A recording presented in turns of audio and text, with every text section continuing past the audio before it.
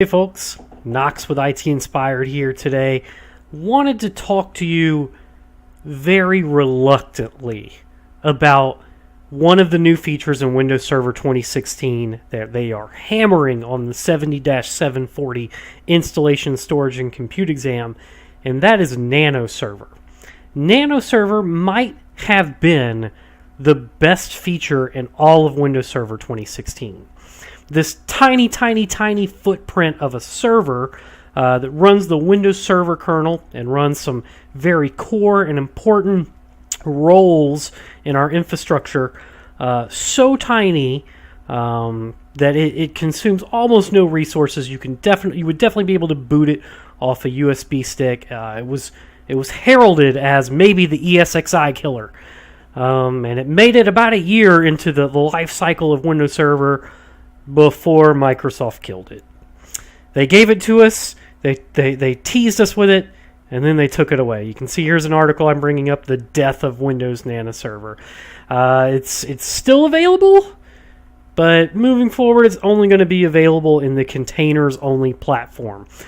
So, you know, some of the best features about it, that it could run Hyper-V, failover clustering. You could run storage spaces direct, make a Hyper-V, hyper-converged cluster out of Nano Server. This makes me really sad. It makes everyone really sad who got to play with it and deal with it. Just to kind of show you how lightweight it is, I have a Nano Server running in my infrastructure. I haven't checked on it recently, but let's just see what it's up to. It's called NanoStorm right here. I'll show you really quick. I gave it 1 core, 1 gig of RAM, not dynamic. Let's see what it's actually demanding when I zoom. Wrong zoom. When I zoom in down here and go to memory. Yeah, memory demanded 200 megs. Tiny. And what kind of hard disk footprint is it eating up? Well, I've got it pulled up right here. I can show you. When you create it, it creates a 4 gig dynamically expanding hard drive, of which you can see down here it's eaten up about 800 megs. Because the footprint and the GUI footprint is so small, the patches would have needed maybe 2, sometimes 3 patches a year, instead of those monthly patches that we all know about on Tuesdays. I mean, I could talk about how great this was for so many different reasons, and how disappointed I am that it's only going to be available for containers. Great for DevOps, great for you developers out there who want to run IIS on a Nano Server. For those of us who were big into the Hyper-V virtualization, this was going to be so big for us, and it was for a year. And if you still have Windows Server long-term servicing channel version 1607 currently, you could technically still deploy it.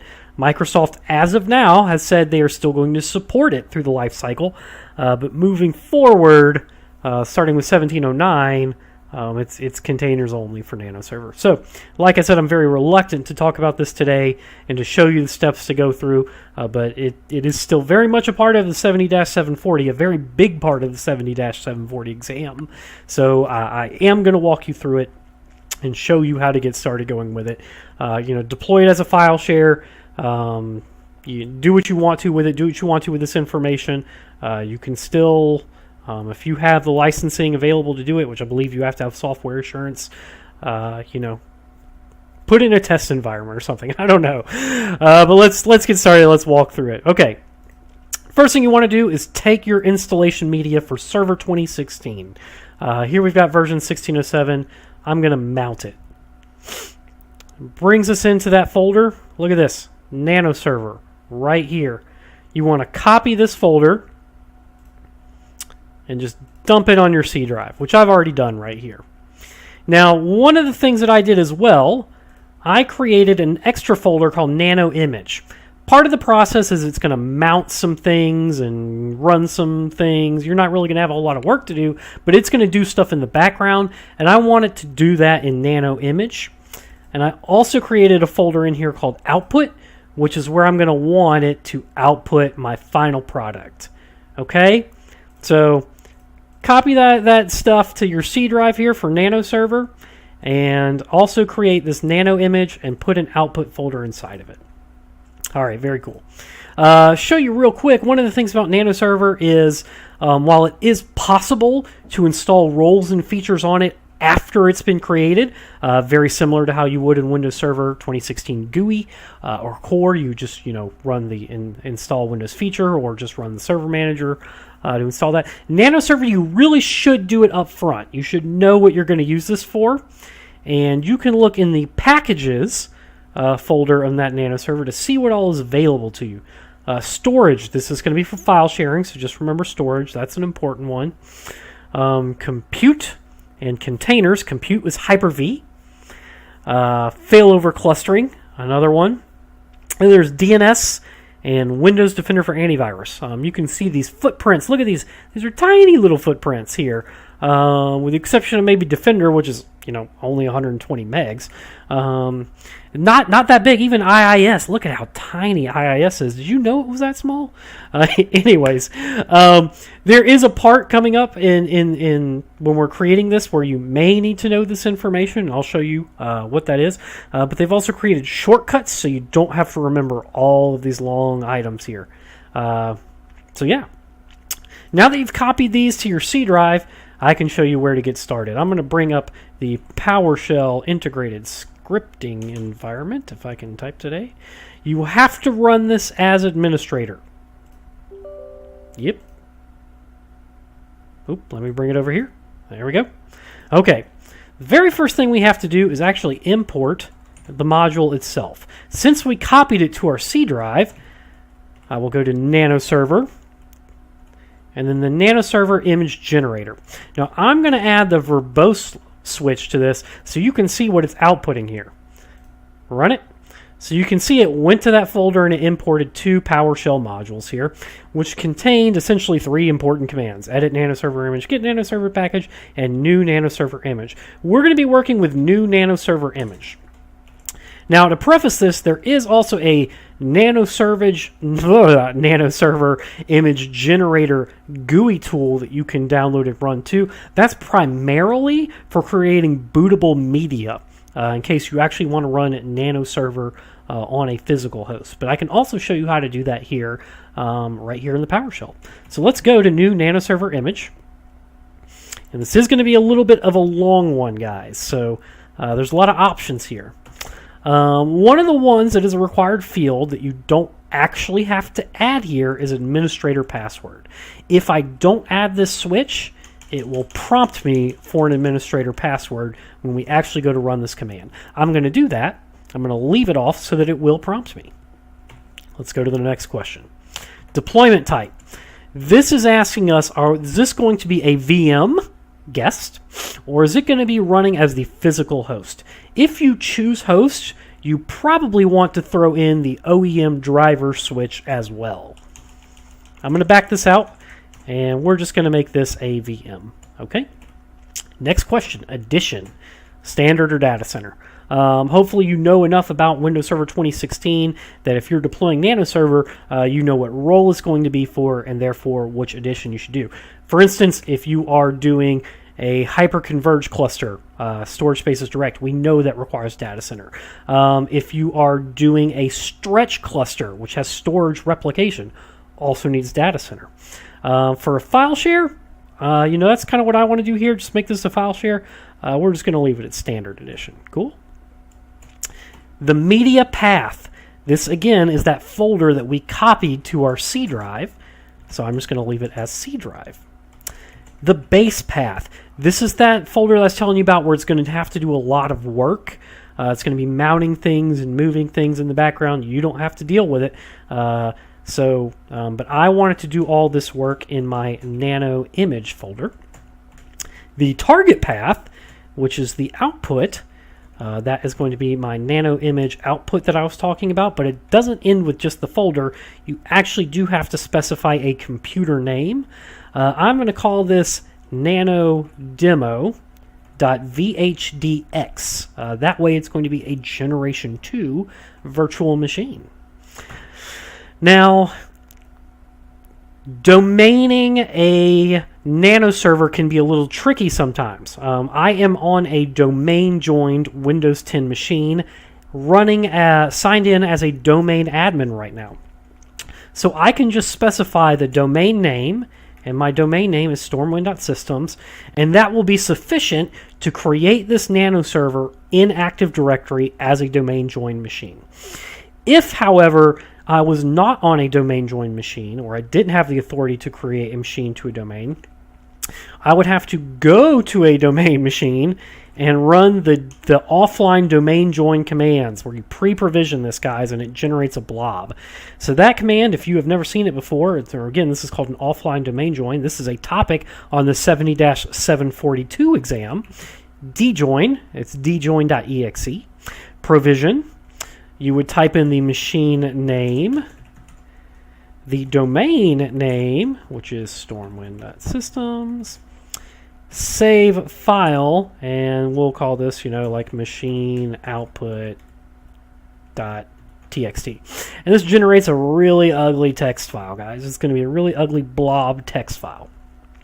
So once it's output this text file, I would then have to copy it back to this machine that I'm working on, and I could specify the domain blob path.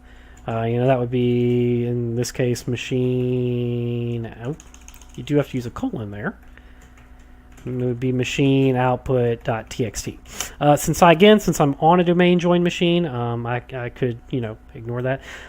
Even better, if you forget to do this, if you forget to copy it over here, and work with me here, mouse.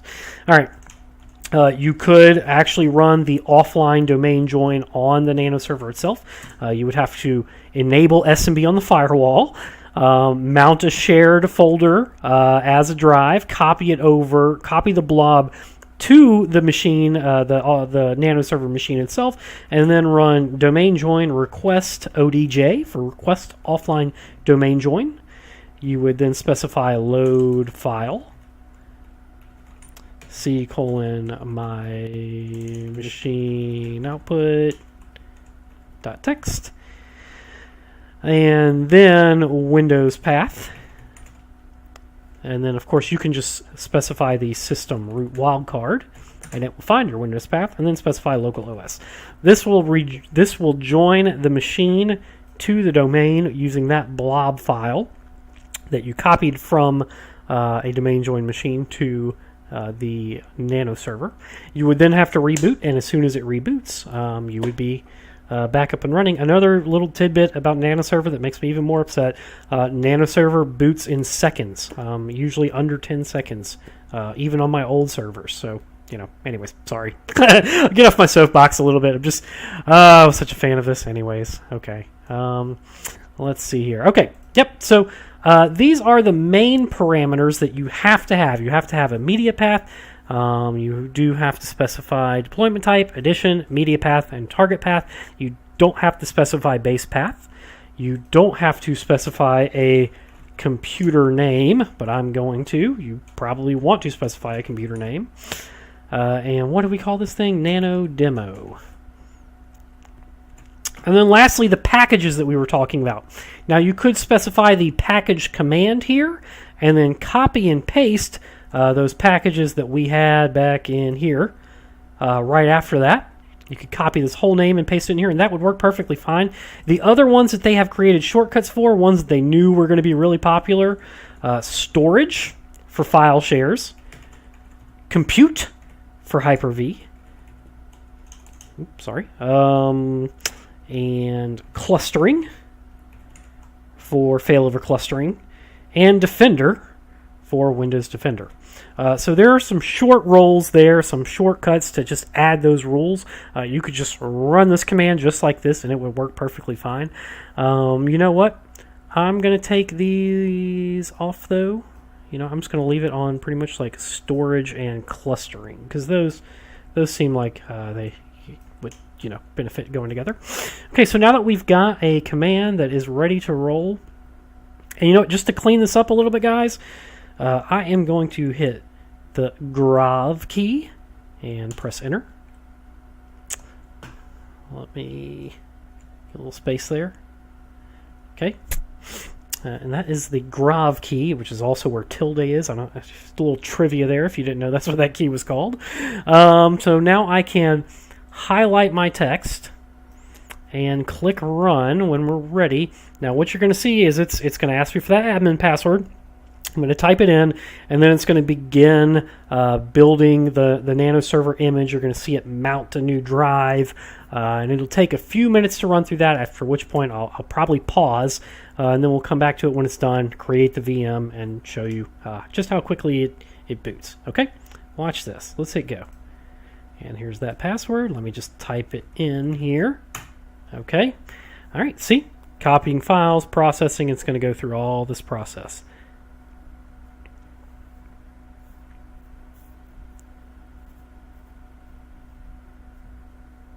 So while I got you here, I want to talk to you about religion and politics. No, just kidding. This is, you can see it did mount that disk. This is all happening in that base path nano image. All right, so this is going to take a little bit. I'm going to pause it. We're going to come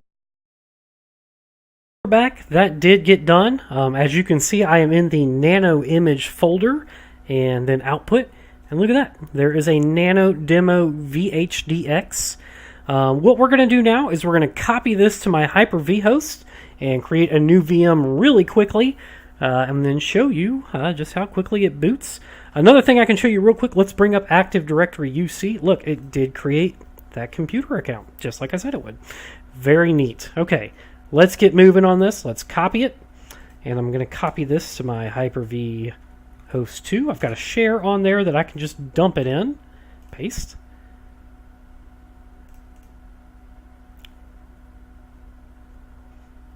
Okay, it's there. I'll bring up Hyper-V Manager. We're on Hyper-V Host 2. And we've already done some VM creations before in previous videos, but if you haven't seen it before, we are going to move through this one a little bit quickly. We'll just go to New and then Virtual Machine. We'll go to Next, and we call this Nano Demo. That's fun. You know what? We do have to specify, I want to specify this.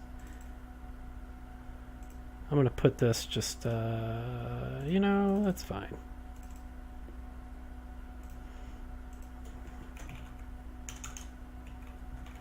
Sure, Nano Demo, that's fine. Put it there. Generation 2, it's a vhdx.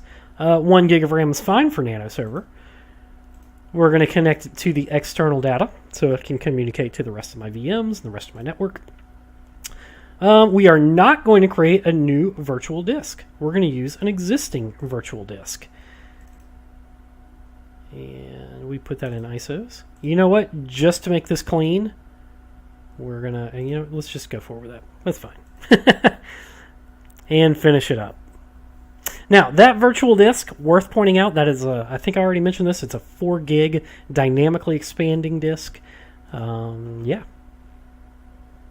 Just confirm these settings real quick. We've got the hard drive, external data, 1 processor, 1 gig of RAM. I think we're okay to go. All right, get out your stopwatches. Let's see how quickly this boots once you start that Hyper-V screen. Okay, 1, 2, 3, 4, 5, 6. Oh, there it is, 6 seconds. That's how long it takes to boot up a NanoServer. That's pretty neat, huh? I like to think that's pretty neat. All right.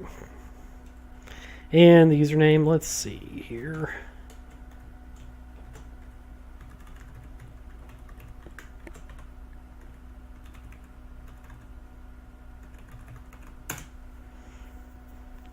Let me log in with domain creds, didn't it? How about that? So, there's really not a whole lot you can do on this headless virtual machine, right?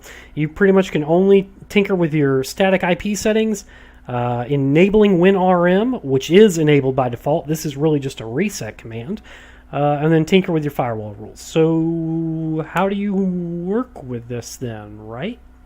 Like you said, it was going to be a file share or something. Well, that's actually pretty easy. You just do everything through Server Manager. You would go to Add Servers. Let's just do Find Now. Nano Demo. Hit OK.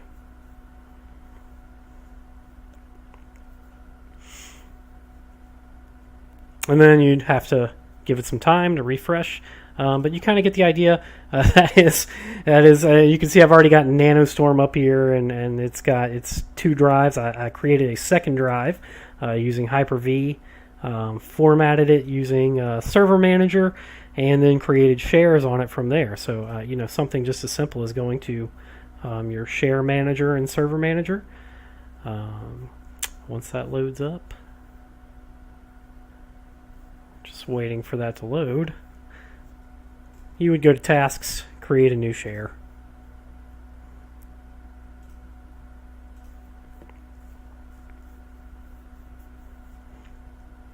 Server Manager's moving a little slow for me today. There we go. It finally heard me. Okay, sorry about that. Let's see. You could just select anywhere in NanoServer or NanoStorm, and then just walk through the wizard from there. And that's how you would manage your NanoServer. So, anyways, like I said, you saw it for yourself. It's not that bad to deploy. There is some commands that we got to type here that are can be a little long and a little wordy, but creating the virtual machine's not hard. And even joining it to the domain isn't that bad either. It boots so fast. It is so responsive. The memory demand itself on these machines. I mean, let's see what. Yeah. So Nano Demo right now is demanding 194 megs. That's nothing, right? The footprint is so small. There were so many benefits to this. I really hope Microsoft considers bringing this back and letting us use this for what it was originally intended to do, because, man, were we going to have a whole lot of fun with this. If you already have it out there, if you've already got it deployed, or you're thinking about deploying it really quickly so you can squeeze it in there, they have said they are going to support it through the full term, through the full life. Take this information as you will, but it's definitely on the 70-740, at least for now. It's definitely in the practice tests. It's definitely on the textbooks. So, get out there and try it out. Yeah, get out there.